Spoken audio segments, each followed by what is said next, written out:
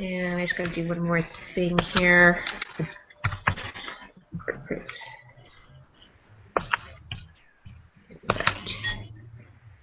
Right.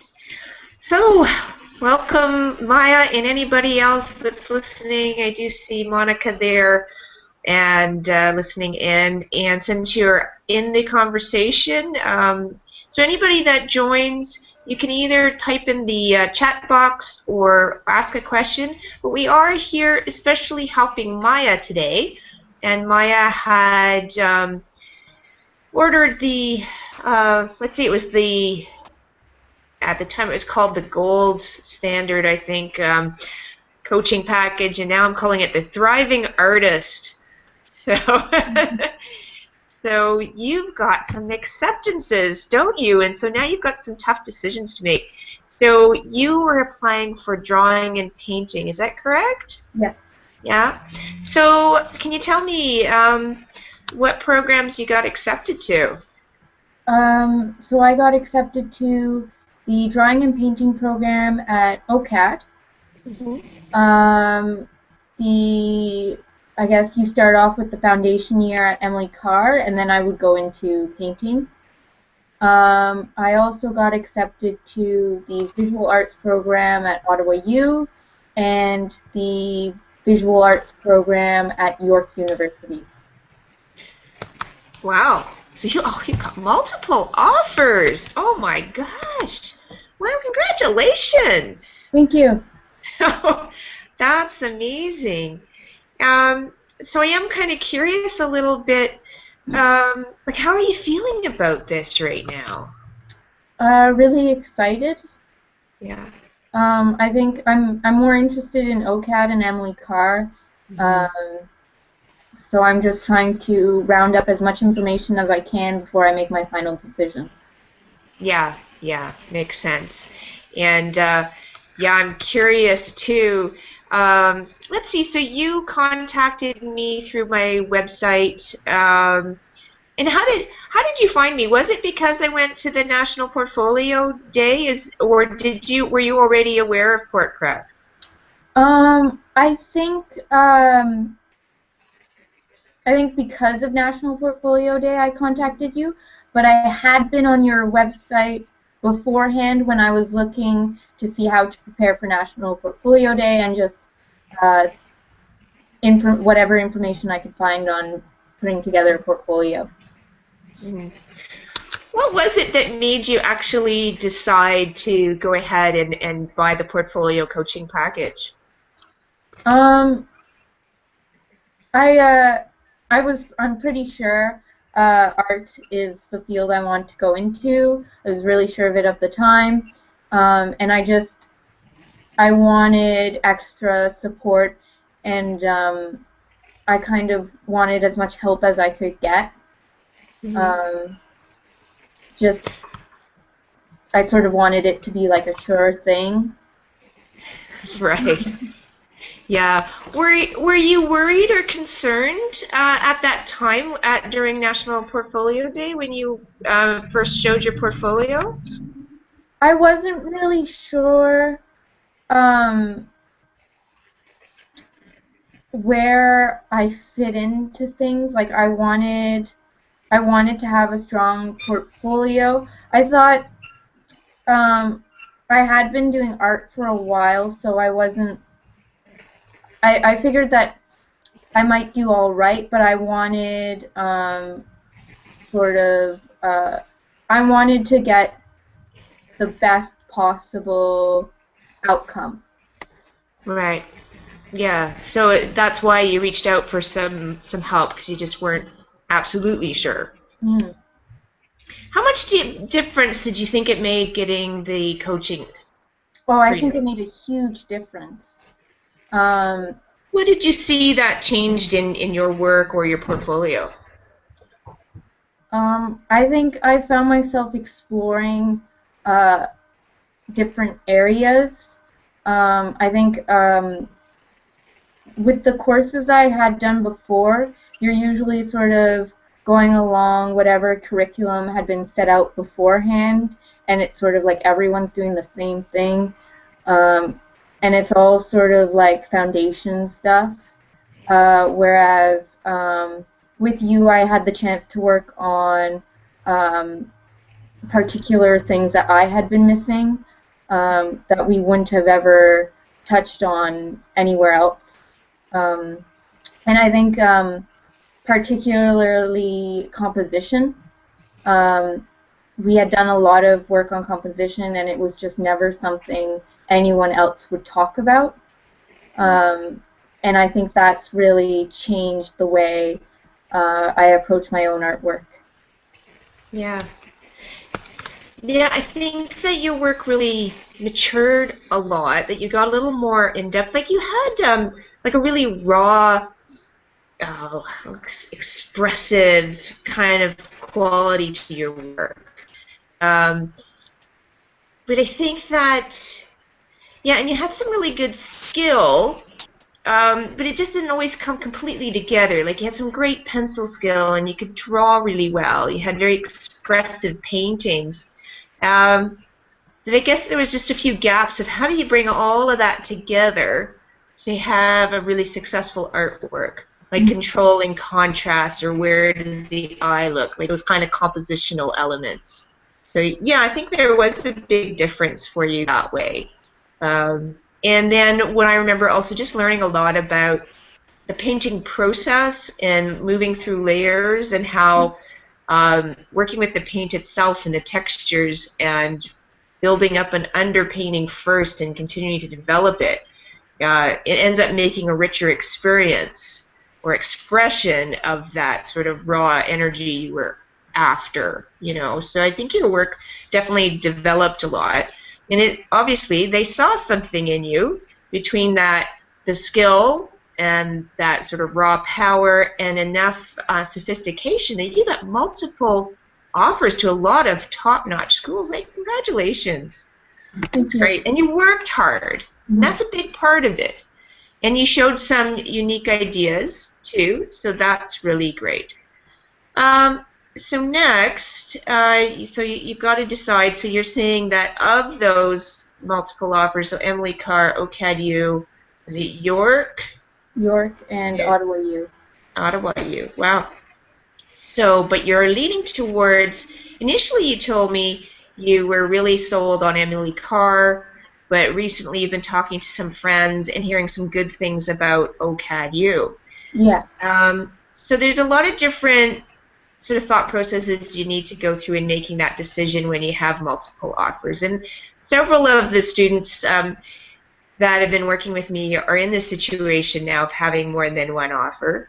And if there is a school that you're thinking, you know, that's my dream school, then, you know, you should pick that. Although I have one student, her dream school is SVA.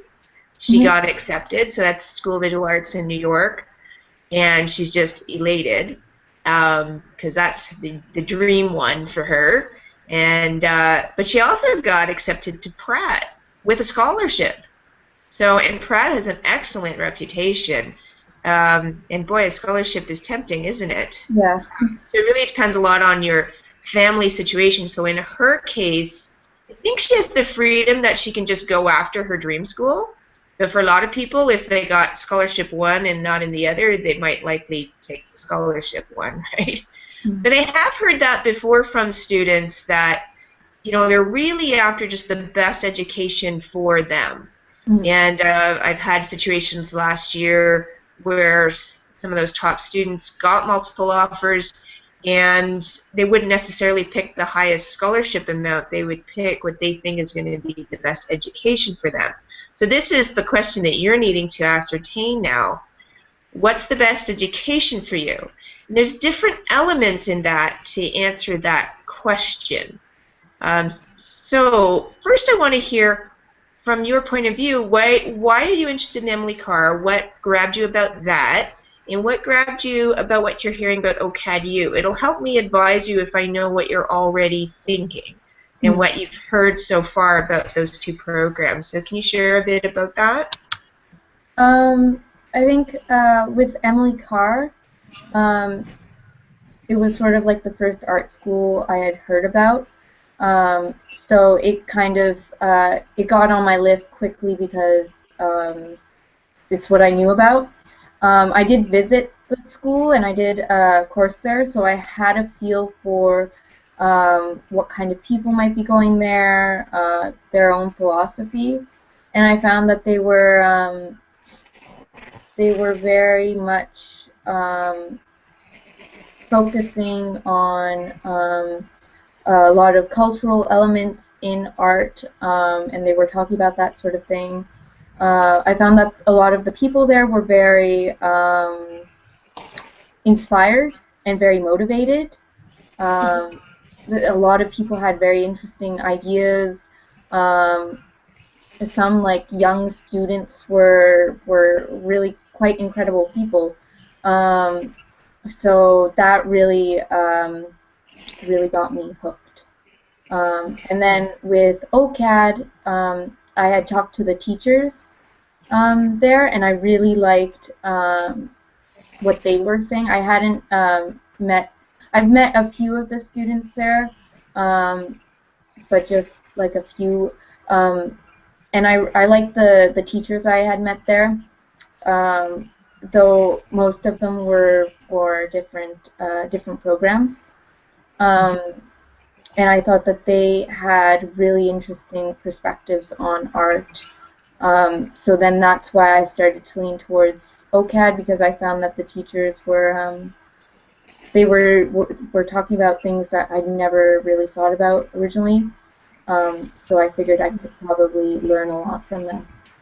Right. Okay. So, yeah, so you've touched on a couple of the key factors to consider when you're choosing a school. Mm-hmm. So, one of the things you talked about is the environment, the atmosphere of a school, and you did one of the most important things you can do is go visit the campus and meet teachers, meet students, see what the students are producing. So one of the ways to decide is to go on an in-depth campus tour, not just a cursory, go for those orientations where you're being guided around. Really helps if you can get in there, see what the students are producing. Oftentimes you can tell a lot about a school by what the students are making and the energy and enthusiasm of those students, right? Mm-hmm. So you found some really great things about Emily Carr that way, right? Right. So it sounds great in that regard. The other thing that you mentioned is faculty, so that you were talking to some of the professors at OCADU, and you really liked what they were saying. Mm-hmm. So that's another thing you need to look at. Who are the faculty? What accolades do they have? Who are they as artists in the community, in the greater arts community? Certainly for studying drawing and painting, you need a sort of a mixture, I would say. You need some professors who are just darn good teachers, right? Mm-hmm. And you need some people on the faculty that are excellent artists that are doing well in their art careers and well recognized. At least, having some excellent work out there. So when we're trying to decide on a school, you need to check out who are the faculty, see what you can find out about them and their artwork, see if you think you're on some kind of compatible wavelength. Because one of the things you might notice, certain art schools, some of them have different philosophies of how they think they should teach art and what kind of student they want coming through their program and what they want to put out there. So, I can't just say to you, oh, I think you should go here or there.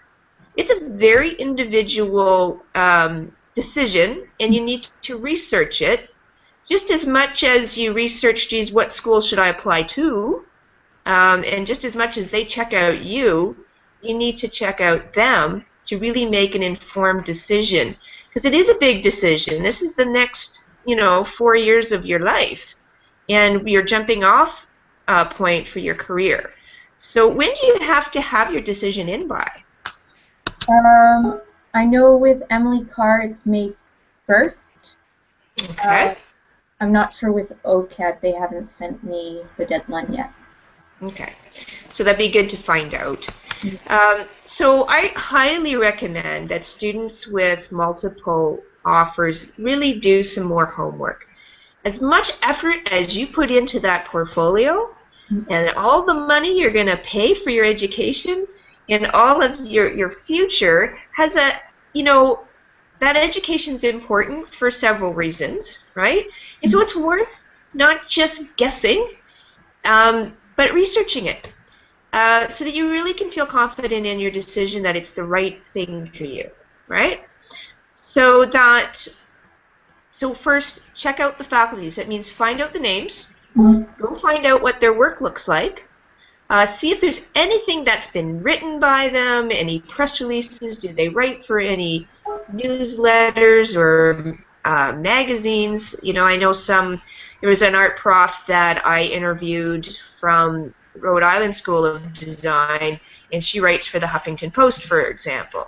So see if you can get a sense of what is the philosophy of the school and of some of those profs. You could even see if you can talk to some of them. Like you said, what you liked, Maya, is that you talked to some of the profs at OCADU and you really liked what you heard.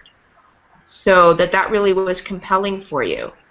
So one of the things, I have a friend actually who designed my PortPrep logo. He went to OCADU for graphic design. And he said one of the ways he had a successful education there is that he found out who the best profs were and the kind of prof that he knew he would do well with. He wanted tough profs with really high expectations who taught a lot of technical knowledge and a lot of background thinking, philosophy about how to design. And so he sought out those profs and therefore had a really good education there. So that's something that, you might want to talk to profs that are going to be in your program, Maya, not just the ones you happen to see when you went to open house or at National Portfolio Day. So you can make that judgment. Do you see eye to eye with the people that are going to be teaching you? Can you see yourself excelling with them? A lot of the schools are open to talking to students to help them make that decision. And even finding out how open they are to talk to you or not can also tell you a bit about, is this school right for me? So we got faculty. Then we've got learning environment, right? So that it's not just the reputation of the school. So reputation of the school does matter depending on how you see yourself progressing in your career ahead of you. So as a painter, most important is your work, right? And putting out bodies of work and getting into the right kind of galleries. If you're really wanting to be a showing artist, if having a good, what we call a CV, curriculum vitae, is important. Then having a good school, if you're going to be going after grants, having a good school after your name can be beneficial. Most important is that you're just going to learn what you need and feel that you're in the right environment for you, right? So I've interviewed different professors from different schools. I've talked to admissions insiders, and one of the things that they recommend to people is that they not just think about what's the rank of the school or the name.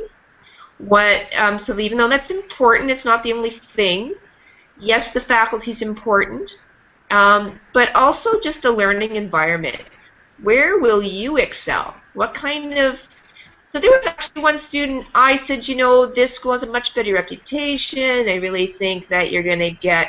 And it was a richer environment for being inspired by design, etc. So, I really was... And the school he was thinking of going to really didn't have such a great reputation. So I was sort of recommending not to go to that one, but I said check it out and look at these different kinds of things. So he thoroughly checked them out, and he had some special needs because of some health concerns, and he found that when he looked at things like residence, where you're going to live, What's the student body like? How supportive were the special needs support system at the school?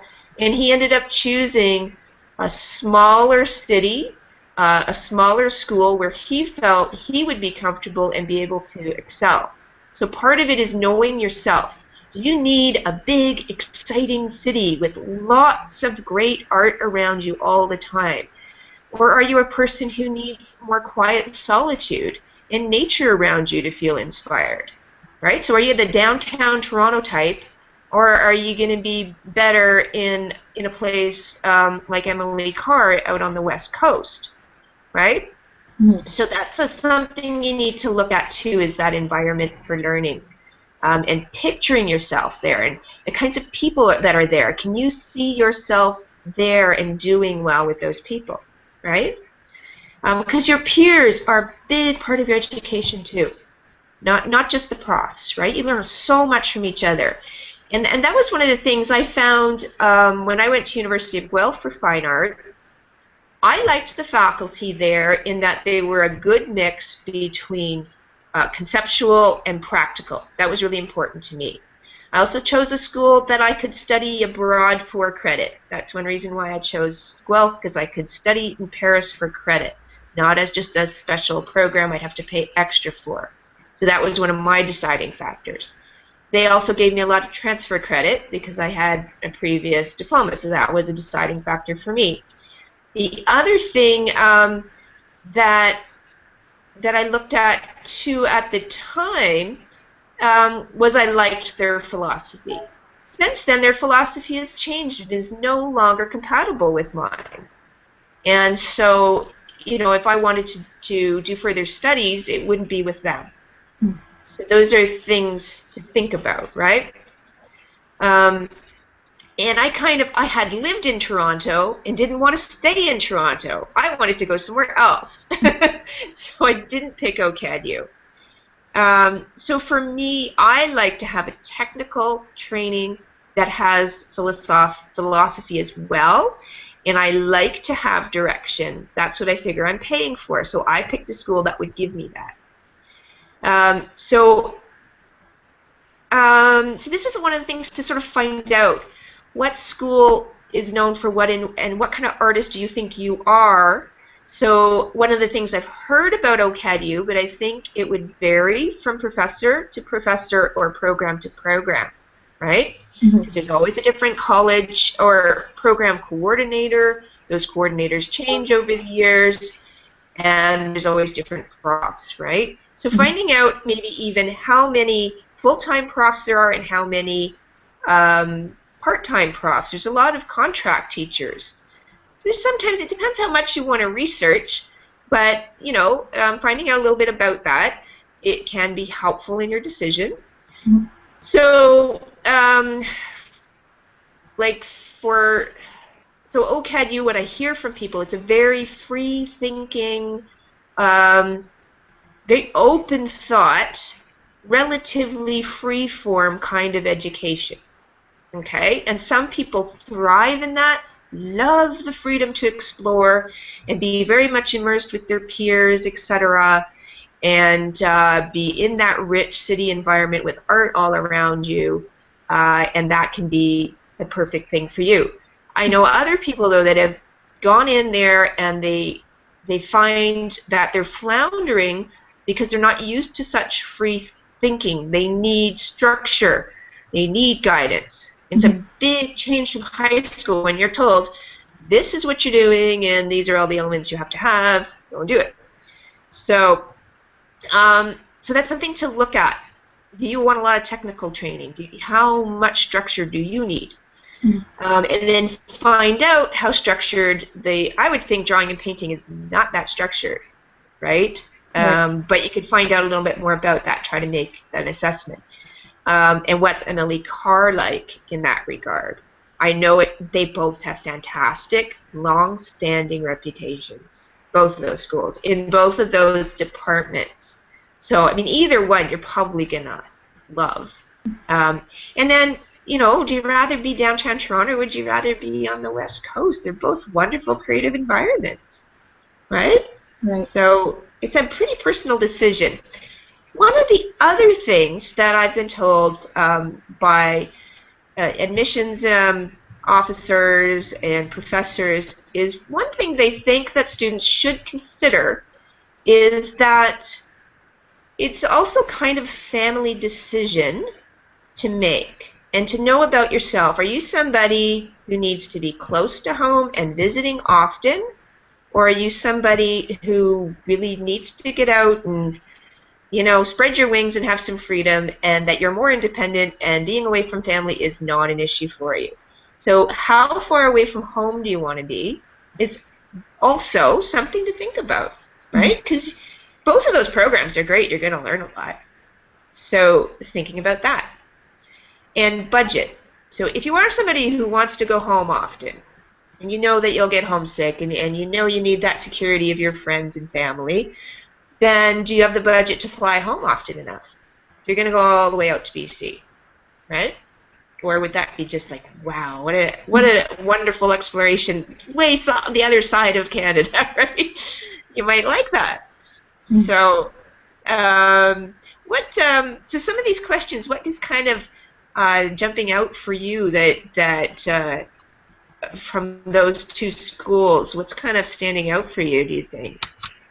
I like the mentality of OCADU that you were talking about. I think that's really important to me. I really like the idea of like different ideas. I want to be in an environment where I can draw inspiration easily, where I can find new ideas easily. I don't know how well I do in structure-wise, whether I'll be able to get my things together when I'm at OCADU, or if I really need more structure. I guess that's something I'll find out. But I think I can do. I think I can be quite independent when I need to be. I'm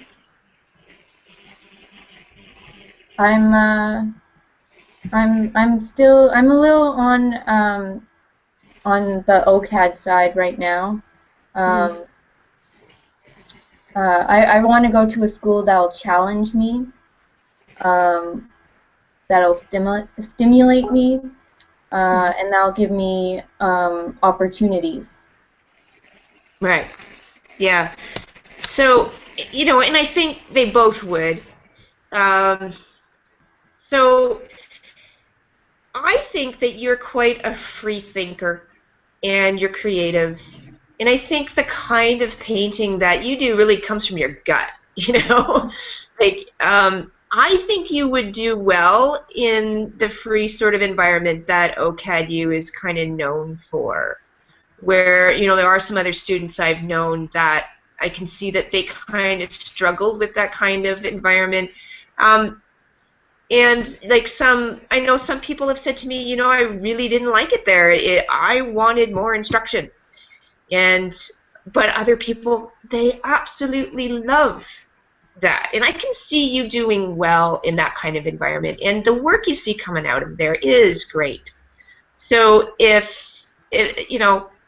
so again, looking at the student quality work that comes out, looking at the kinds of painters that are teaching or drawing at those two schools, and trying to figure out how technical do you want your instruction or how free do you want it to be, and then trying to make that judgment which school seems right for you or the environment.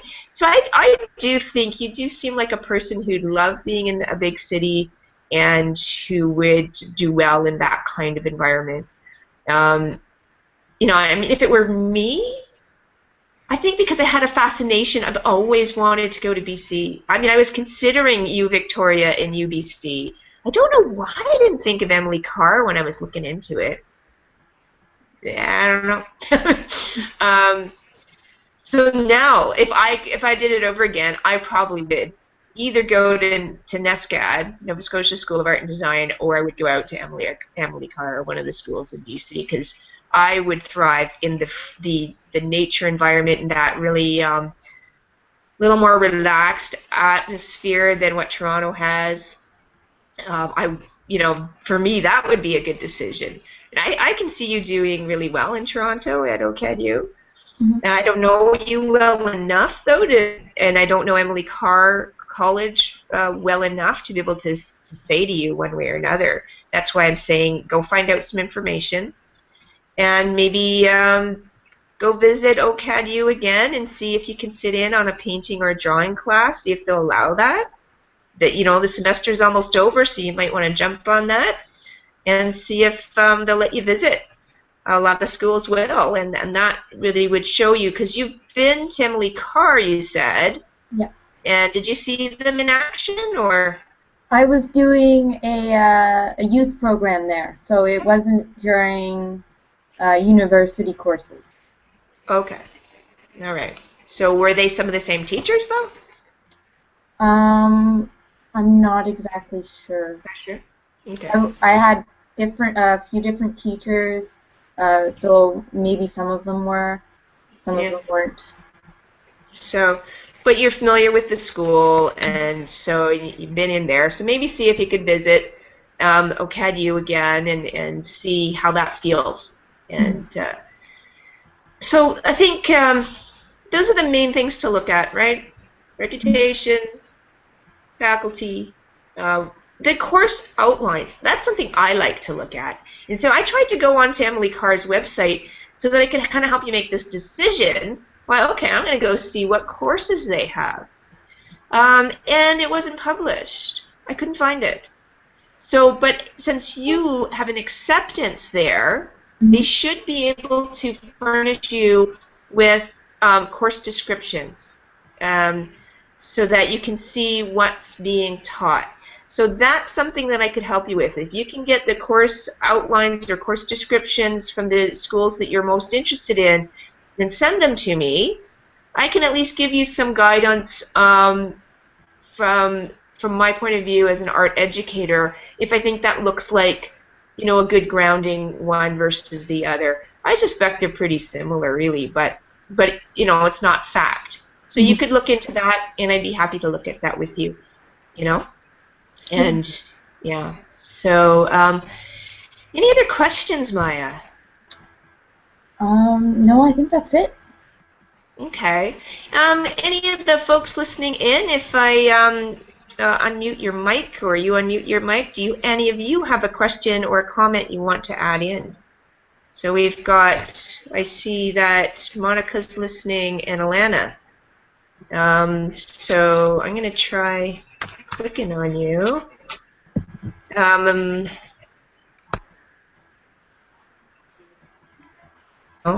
Can you speak, Monica? I don't hear you. Okay. I see Alana looks like she's getting ready, so we'll switch to Alana. Hi, Alana. Can you try talking, see if I can hear you? Hi. Oh, hi, Alana. Great. Did you get more than one offer, Alana? Yeah, yesterday I got accepted to Sheridan as well. So you've been accepted to which two schools now? Yeah, OCAD and Sheridan for illustration. So what are you thinking? I think I'm leaning more towards Sheridan. But I think that has a lot to do with the program that I want to take, because I want to do illustration and it's more refined and more technical. I think that Sheridan and their program and what they can give me will be better for me, but I'm not 100% sure yet, just because OCAD is Toronto and I like the idea of living there, and I like their school. So, but I think that I really also like Sheridan, and I really like that it has like a campus feel, kind of like a university. Like OCAD, it's a university, but it doesn't have like a campus feel because it's Toronto. It's like the whole campus is Toronto. But Sheridan, it's more close together, and they have res, and they have a whole bunch of different types of students all right there in the same area. And it's the campus I'll be going to is the their creative campus. So it's like a whole bunch of creative kids all in the same place. And Yeah. same as OCAD, but a little bit different just because you'd be living there and everything. Yeah. OCAD doesn't have a res or anything, so. Yeah, and that's also a consideration, these things about residents or not, right? And the student that I had, I was just talking about, it was an interior design student who's trying to decide between various schools, and he looked at the residences, and compared prices, and he had this whole spreadsheet he filled out to try to decide, compare and contrast what was going to be right for him. And he had some friends that were studying at some of the different schools, so he could actually go inside their rooms and see what it was like. And so that budget, like living in Toronto, expensive, but you have to sort of think what's good living environment for you. So that's something to think about too. We have to be practical. What's going to be the best for you and your family. And now you mentioned something. So for you, Alana, you're a very technical artist, right? Yeah, I mean, you have great ideas too, but you wanted to be an illustrator and you're very technical. Yeah. And Sheridan's known as being a very technical school. Yeah. They're good conceptually too, but very much thought of as a technical school. You're going to get well trained at Sheridan. Yeah. A lot of structure, right? And so where OCAD in general, right? And this is where, go find out directly by looking at what's the course outlines, who are the profs, what's their philosophy, talking to other students. There's probably loads of online forums and things where you can get into some conversations to help you make up your mind. But I can see for you, Alana, that, I think Sheridan is a good learning environment for the kind of artist that you are.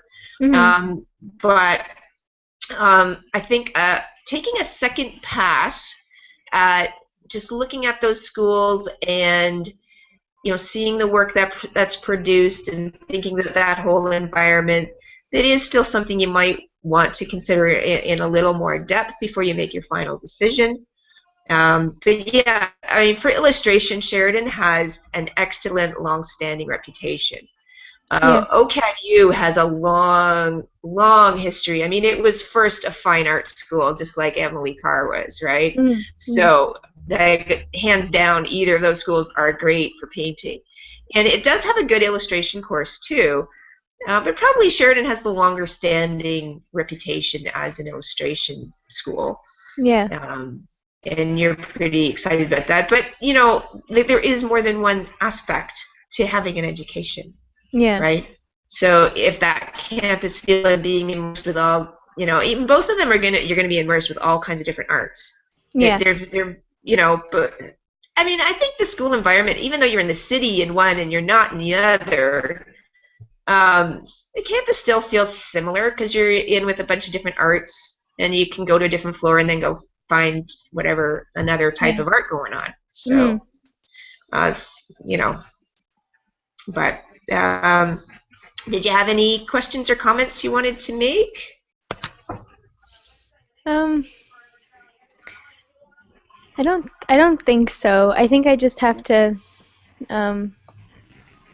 figure out what's going to be best for me. And I think I feel better at Sheridan when I visited there. I just feel more at home. But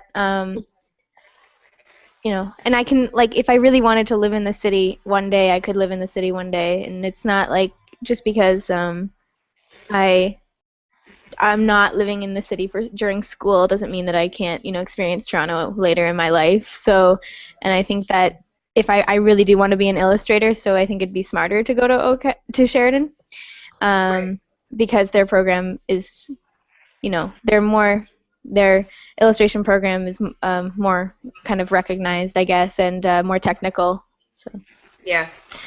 Yeah. So I see what you mean, and it's not too far from Toronto.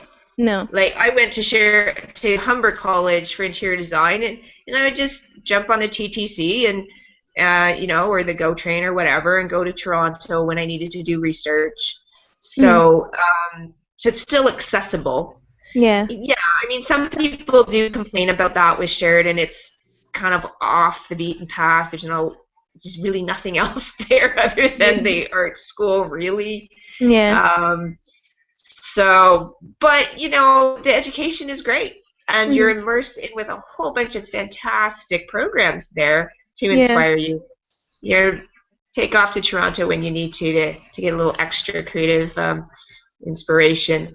Mhm. Um, Now, if I wanted to be a fine artist, I would pick OCADU Yeah. I think there's like a over difference. Sheridan. But if I want to be Yeah. an illustrator or an animator, or Yeah. like Sheridan's really good as a practical training school for sure. So, but either one you choose, you're going to do great. But yeah, and I think that because for you, Alana, some of your technical skills, that's where you're a little weaker, and you're really Yeah. strong in your freehand drawing. Yeah. So I can see a technical school probably good for you. Yeah. And plus, there's Yeah. tons of life drawing, right? Yeah. And you'll love that. Free life drawing, open life drawing sessions every night of the week. You can go as Mhm. much as you want. Won't that be nice? You're so Yeah. good at figure drawing. Yeah. So, hey, Alana, for other people that are listening in, you also got several workshops and classes with me. What did you find what stood out for you in studying with me? What helped you the most that you might want another student to know about? I think for me, because I chose to, because I want to study illustration, and I was a little bit weaker in my technical kind of skills, like with perspective and things like that, kind of more not so free-form objects.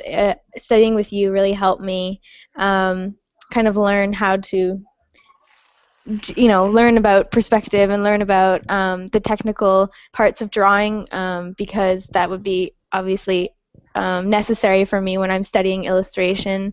I don't get to just be freeform all the time. So I think that for me was the biggest, I guess the most helpful, because that's where I was falling. And I think that for anyone that wants to study illustration or animation, which are very technical, very like design courses, be very helpful to learn those things, because before, if I hadn't studied with you, I wouldn't have known them. So Right, and you learn them in a really short time, right? Because yeah. that's the problem. Like you drew really well, Mm-hmm. but one of the things you want to do in a portfolio, yeah, you got your work that shines. Like we got Maya here, who's really raw and creative, energy to her paintings, and and a quite good drawing skill, right? And she was saying earlier that she learned a lot about composition, and that's really important to painting and her Mm-hmm. drawings. And then she picked up some better technical skill for both of those,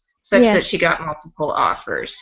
And for you, I think you probably quite likely could have gotten offers without having had instruction, but it's chancy, Mm-hmm. right?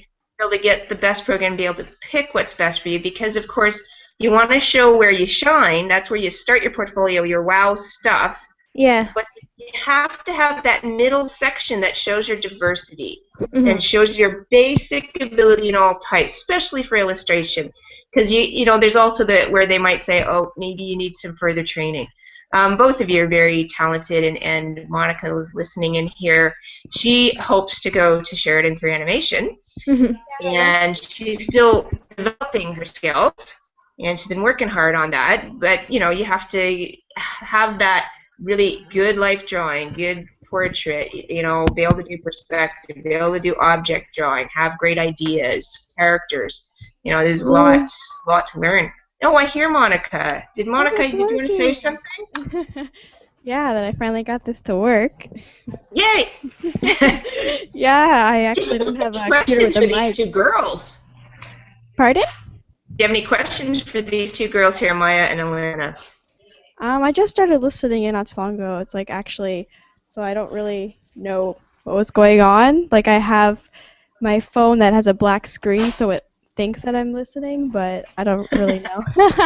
Yeah, it just showed a black screen, so now I logged into the computer that doesn't have a camera, and I plugged in a mic, and I guess it worked. That's good. Yeah, I saw you kept dropping in and out of the call, so I guess you missed stuff. Yeah, it's really Um, annoying. So for you, when you do get your skill level up, so you're going to go to Art Fundamentals, right? Yes. Okay, so, and you're going to be able to see what Sheridan's like. And of course, if you want to do animation, you want to get into Sheridan, unless you want Yeah. to go off to California and go to CalArts. Yeah. But still, Sheridan's still the top rank. So that's what you want to shoot for. And you're going to Mhm. see what it's like there, right? Because you're going to be there. Yeah. But you might want to also check out Seneca, because that's another local school that's quite good for animation. And in some students that, because Sheridan's so competitive, if you don't get accepted to Sheridan, you might decide to apply to Seneca even for a few years, and if you're still bent on Sheridan, reapply, right? Yeah. Yeah, I think I have a But friend, she's doing that too. okay, yeah. She's done it a couple of years where she's trying to get into Sheridan, but just recently she got accepted to Seneca. So I think she's gonna do She that. decided to take it and get started. Yeah. But I'm pretty stubborn and I just want to go to Sheridan, so I'm gonna be trying my hardest to get there. So, do either Alana or Maya, do you have any advice for Monica? You think? Any tips that you've learned from getting into the schools you've wanted? I don't really know much about animation or getting into animation at schools. What was it that you think helped you reach your goal, though? I think confidence. I think being excited about it. I think when I left a good impression in my interviews. I did in-person interviews, so I think that can help you give a good first impression. It also helps them remember you. I know it's hard Good advice.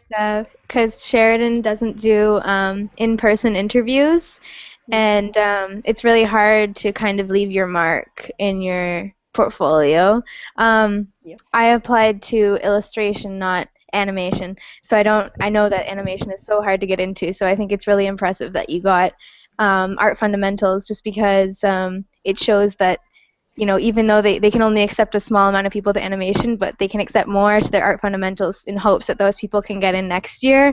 And I think that really shows that that they really do believe you have a lot of skill and a lot of talent. It's just that in the small amount of people that they could accept, you just weren't quite there. And I think that if you just do art fundamentals and you just try really, really hard, you'll probably be good, just because you're already there and you're already at Sheridan. And yeah, so I think it's good, but it's hard because you don't get an in-person interview, and you don't get to talk about how much you love what you do, or how much you love the program, and so they just have to try and get that from just what you hand in for your portfolio, and it's difficult.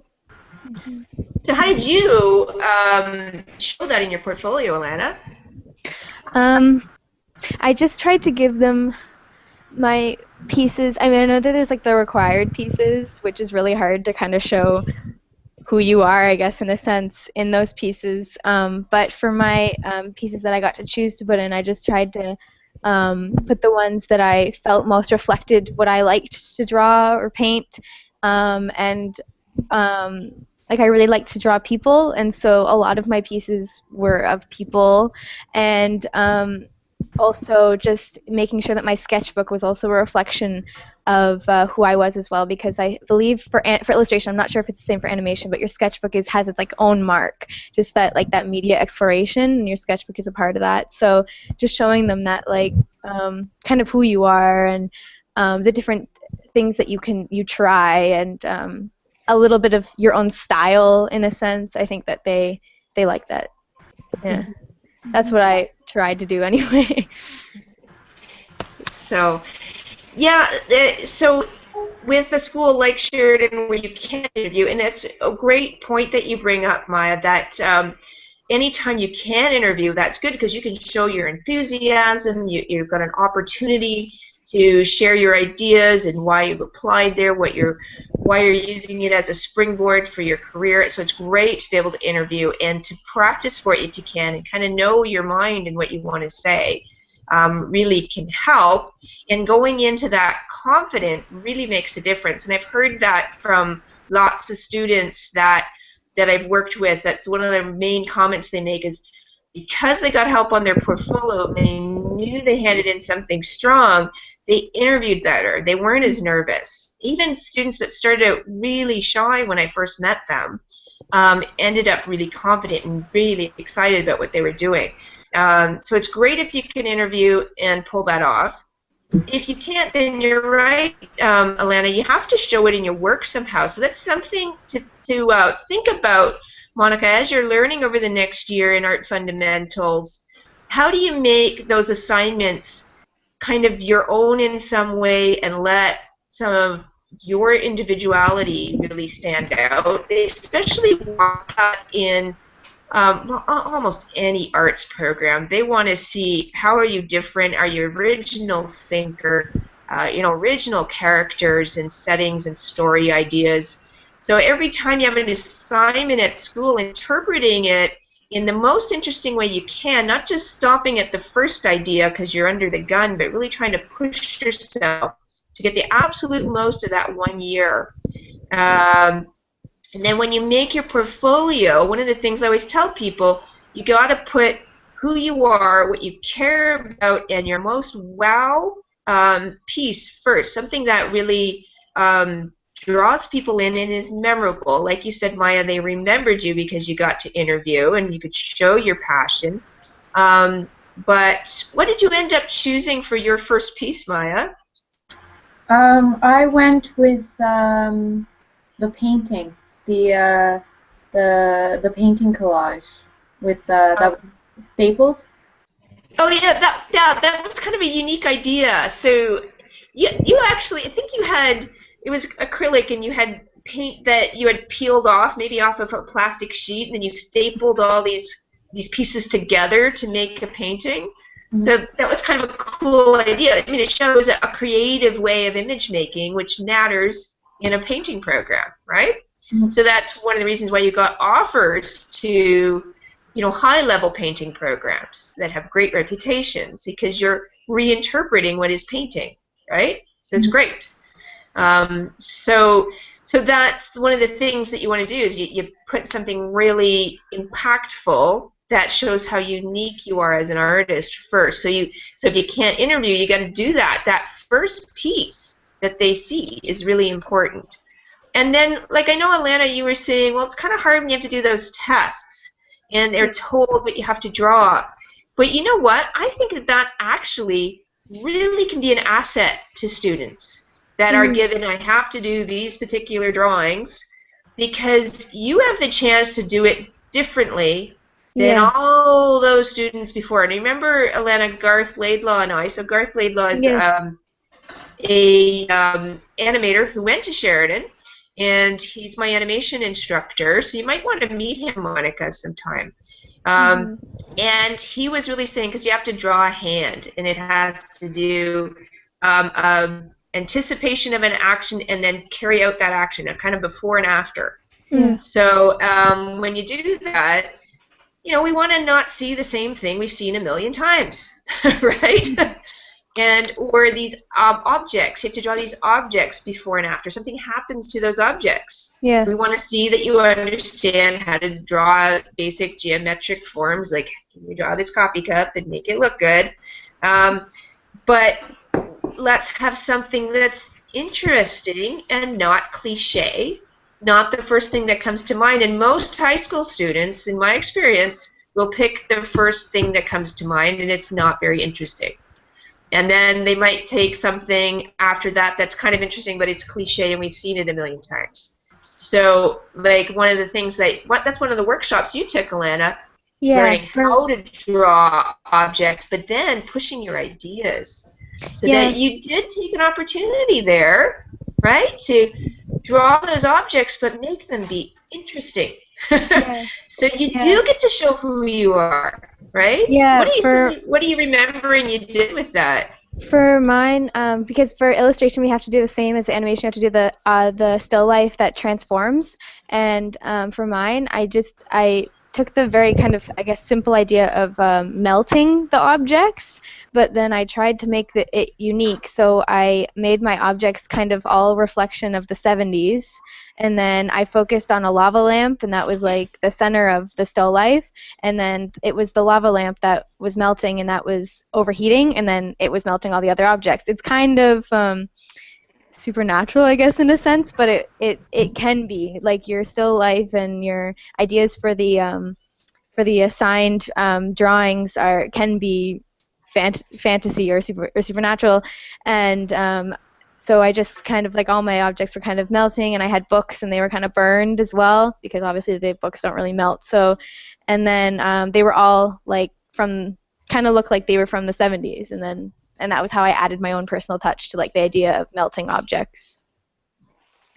Yeah, good. So yeah, that's great advice, right? That especially for illustration and animation, it's storytelling. So it's not just show them you can draw. Everything you do, you show them an idea, a story.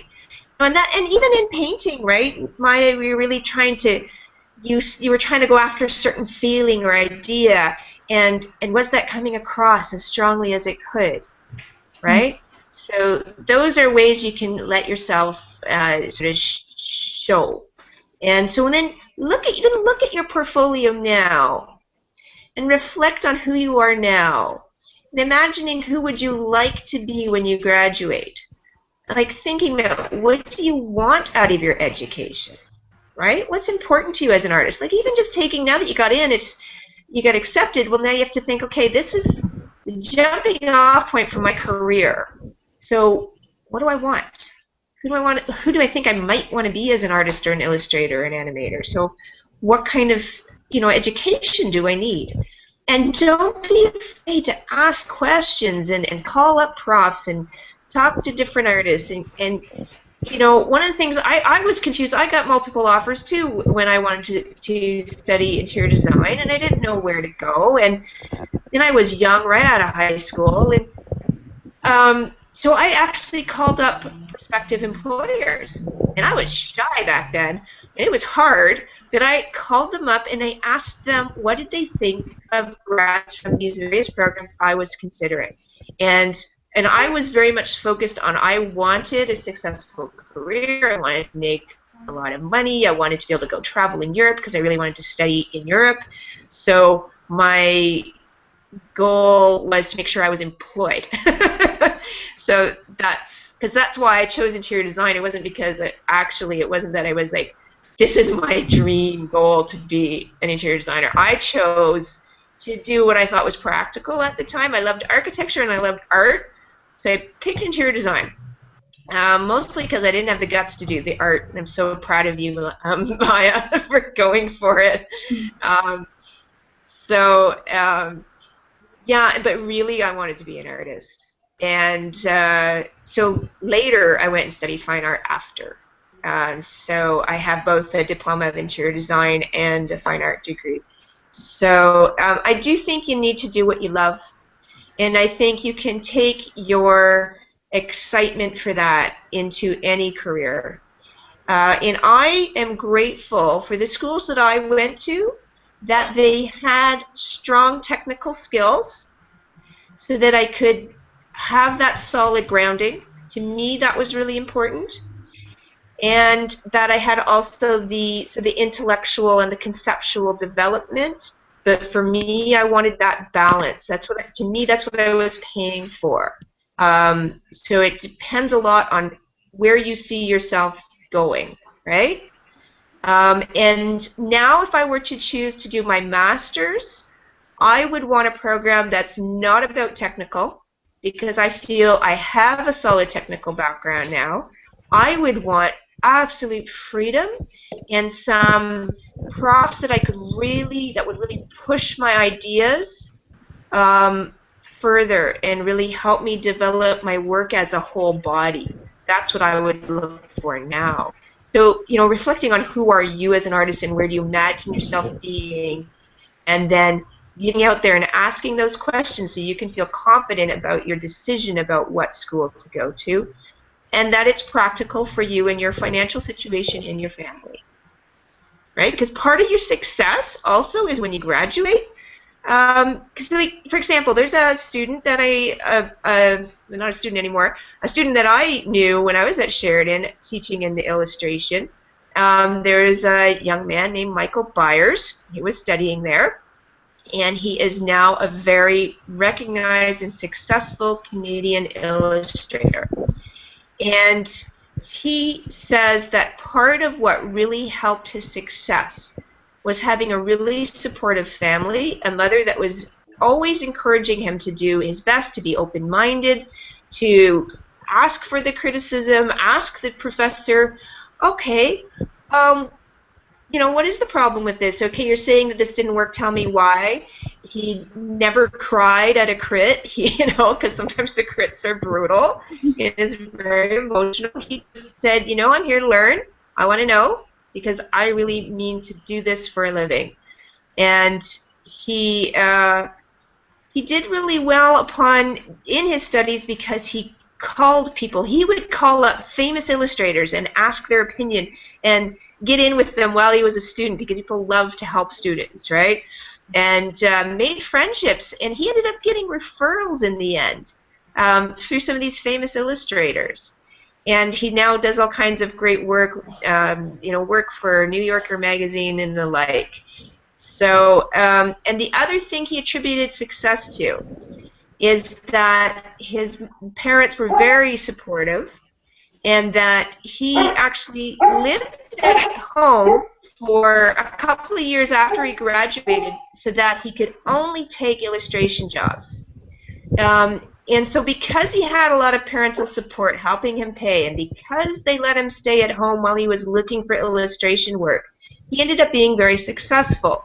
So that so here's something to think about, that yes, you want your dream school, but it's got to be practical. So he had support financially, right? And so if you look at, there were 2,000 applicants the year he got in, 150 chosen, 70 graduated. 7 out of that 70 are working in their field. He's one of 7. Because one of the things he said about his colleagues, a lot of them had to get through with student loan. When they graduated, they had to pay that student loan. They took whatever job they could get. They didn't maintain that excitement and motivation to keep looking for work to replace that job. So when so this education you're going to get, I really want you, when you graduate, go after your career. And if you have parental support, that's great. If finances are a consideration, then you might want to think about, okay, I don't want to end up with that absolutely massive student loan when I get out, because I do want to work in my field. I don't want to be in deep debt, because I'm going to school not just because it's a dream to go to that school. It's so that I can have a career in the arts, right? So if having a lot of debt's going to be a hard thing for you, and then keep you from being able to do the whatever craft or art it is, you need to say, well, maybe I should go to school closer to home, and so that there are more than one thing to think about.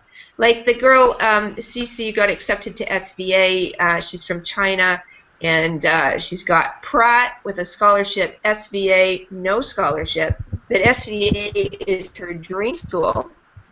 And I think it sounds like she's got the financial support of her family and the freedom to make that choice, that she could actually turn down a scholarship.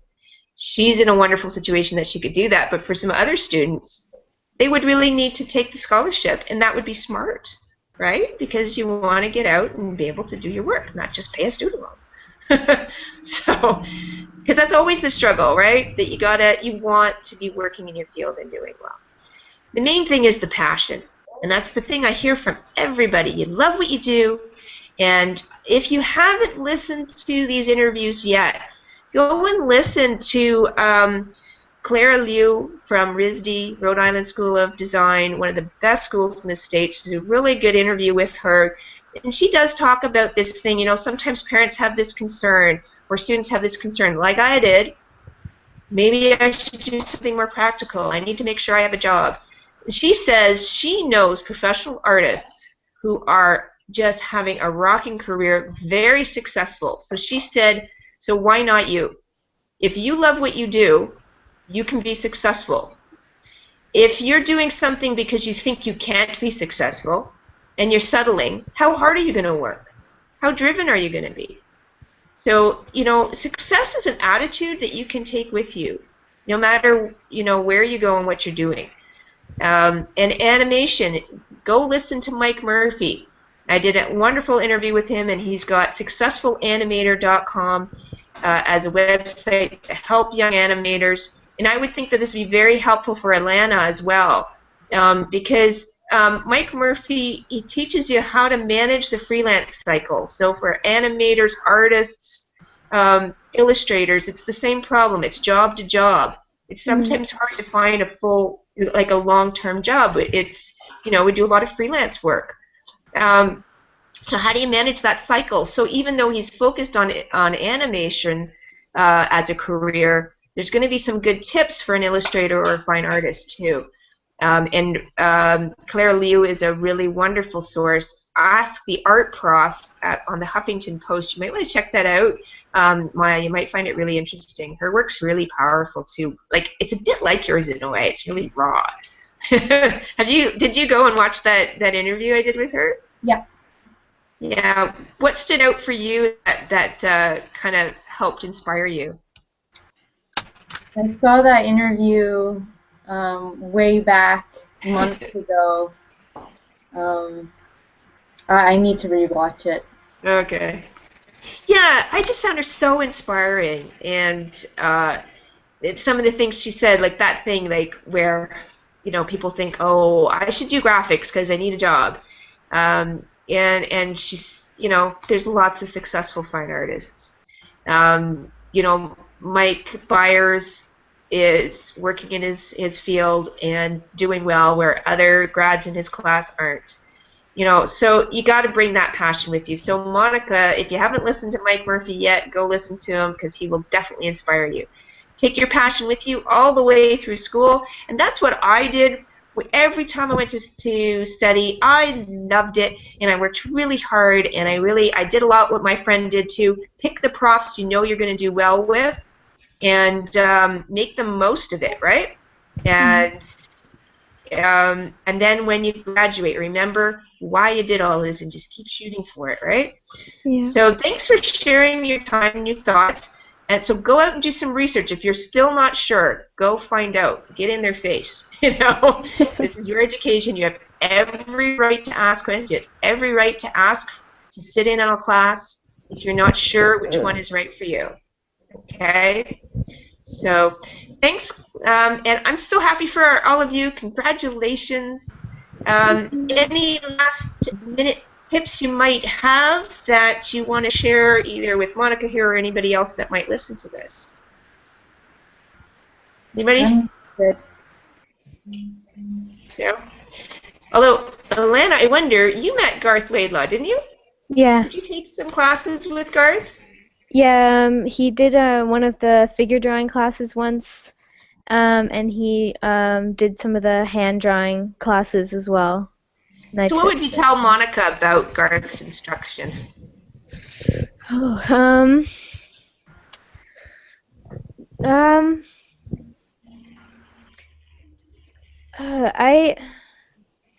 not sure. I think like he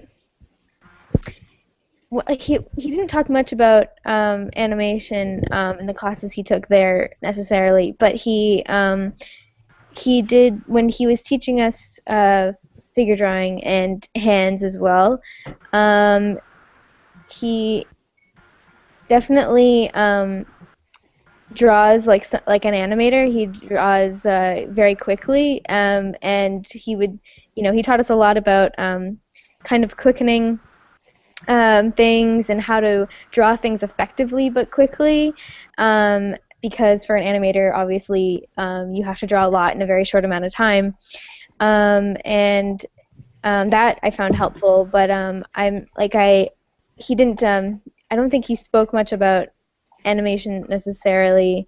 Yeah, not in those Yeah. courses. He taught No. character design and character rotation to some of the animation students, right? But Yes. that wasn't your interest, so. No, because I didn't apply to animation. So, Yeah, of course. but the figure drawing and the hand drawing that he did teach me, which was helpful for me. Definitely a lot of his tips about quickening your drawing and different kind of, I guess, tricks he's kind of learned and taught himself over the years, even specifically in figure drawing and drawing figures quickly, because he draws figures all the time. He's gotten really good at it, obviously. So, Yeah. Mm-hmm. Yeah. Nice guy too. Well, I know the animation students they just love that guy, Mm-hmm. and they like that he went through the program and they can relate to him and he's young and and it wasn't that long ago. So anyway, well, thanks for spending some time together, and hope that helps you in making some of your decisions. Checking out the faculty, their work, and so if you're unsure, Maya, still. See if you can find those course descriptions and send them to me, and I can help you assess that. Okay?